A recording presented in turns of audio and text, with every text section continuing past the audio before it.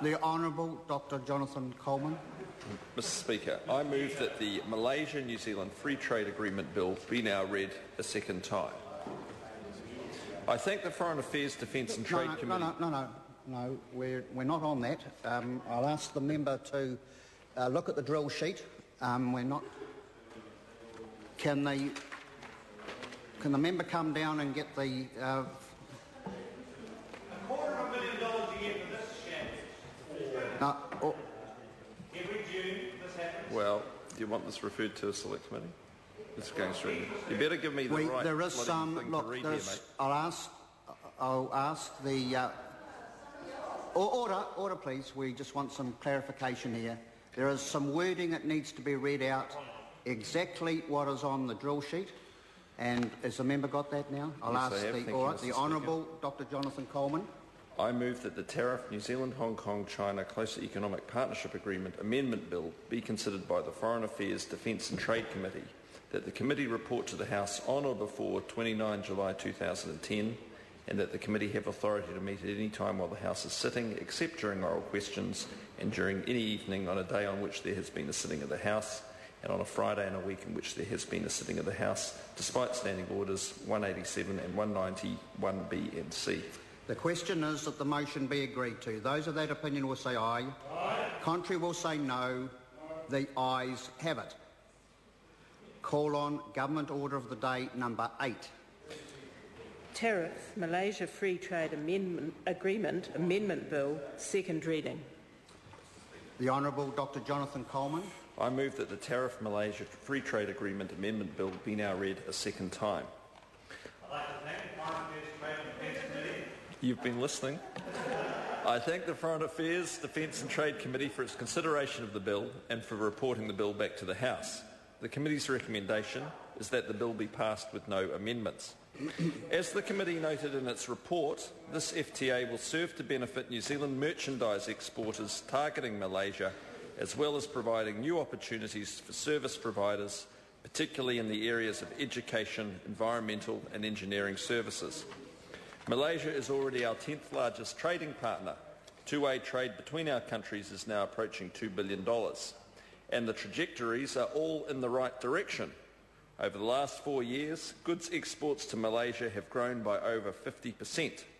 This FTA therefore comes at just the right time to give our exporters a chance to consolidate their positions within a priority market. On day one of this agreement entering into force, approximately 95% of New Zealand's merchandise exports to Malaysia will immediately be duty-free.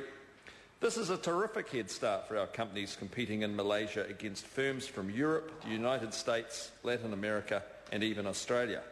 And it will get better for New Zealand companies.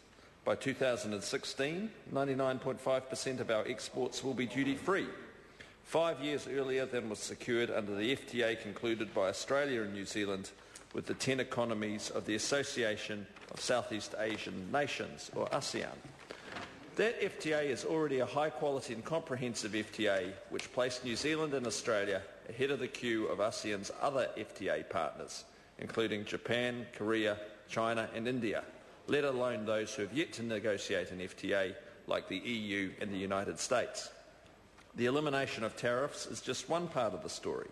The enhanced rules of origin negotiated in the Malaysia FTA will encourage Malaysian producers to make greater use of New Zealand products for inputs in manufacturing. This will benefit a whole range of small and medium-sized enterprises producing what is known as intermediate goods. Recent OECD research has shown that 56% of overall goods trade flows are in intermediate products. This is the way that modern trade is done. That is recognised in the rules of origin provisions in modern FTAs, including the one that we are considering today. This FTA is not just about eliminating barriers to the export of New Zealand products. Trade in services is an increasingly important element of New Zealand's trade profile, particularly in the case of Malaysia, where areas such as information and computer technology and engineering are expected to grow over time. Education in particular is an area of growth potential, with a growth of over 70% in fee-paying Malaysian students studying in New Zealand between 2003 and 2008. New Zealand delivers high-quality education services, including training, literacy programs for school children and so on across the internet and in-country in Malaysia. This FTA ensures that this trade is now protected and secure from government intervention, which might have wanted to limit or prevent that access. Better still, and in addition to all these upfront benefits for New Zealand, this agreement has been future-proofed. Specifically, most favoured nation treatment in key sectors of commercial interest has been secured for New Zealand service suppliers. This means that what any future FTA partner with Malaysia is able to negotiate that improves on what New Zealand got in a range of services, sectors and investment, we will automatically get the same benefits.